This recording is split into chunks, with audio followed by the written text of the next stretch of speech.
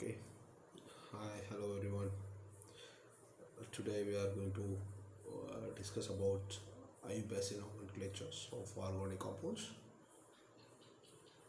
This will contain the four parts. One is root word, first part, and the second one is secondary primary suffix, and the third one is secondary suffix, and the fourth one is prefix. In this case of root word, which indicate the number of carbon in the parent chain. And for choosing the parent chains of the compounds, we have to choose the longest chains which contains more functional group, or if the substance does not possess any functional group, then we have to choose the longest chains with the more substituent. And you can see here, if the root word of the parent chain with one carbon is meth, for two carbon is eth, for three carbon prop, for four carbon bute, five carbon pent, and six carbon is x, and seven carbon is hept, and so on. Okay. And coming to the case of second part is of primary suffix, which indicate the bonding nature of the parent chain. If the chain only contains single bond, then we have to use the "ane" suffix. Whereas if the parent chain contains any one double bond, means then that will be, we have to call it as "e". If chain is contains triple bond, then we have to use "ine". Okay. And in the case of third part, it is a secondary suffix, which indicate the functional group of the parent chain.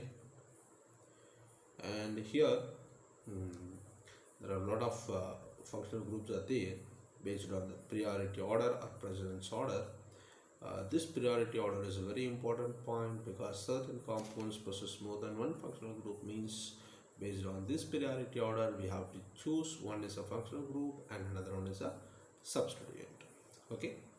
So the same way, if the functional group means, we have to indicate in the secondary suffix. For that we have a different name of that functional group.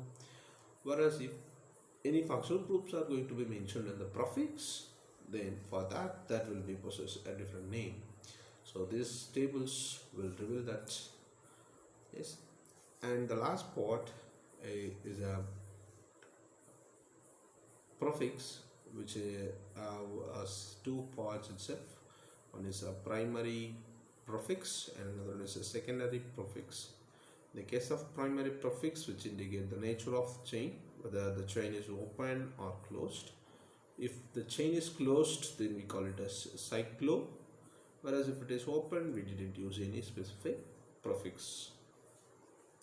And in the case of secondary prefix, which indicate the presence of substituent such as other than the functional group in the parent chain, like alkoxy, halogen, halo, and nitro, nitroso, diazonium, and alkyl group. These are other cases.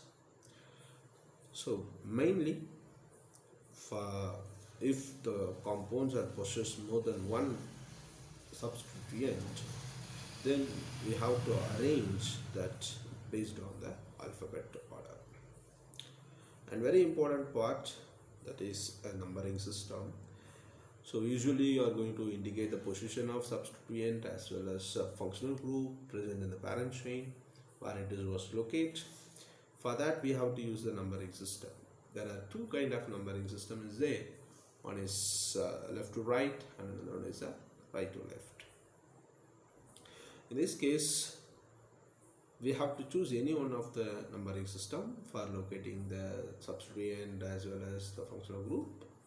For that case, which numbering system can give a lower local value of the functional group of the substance, or if the substance does not possess any functional group, then we have to consider that numbering system which should give a lower local value for the substituent, especially alphabetically preferred substituent. Okay.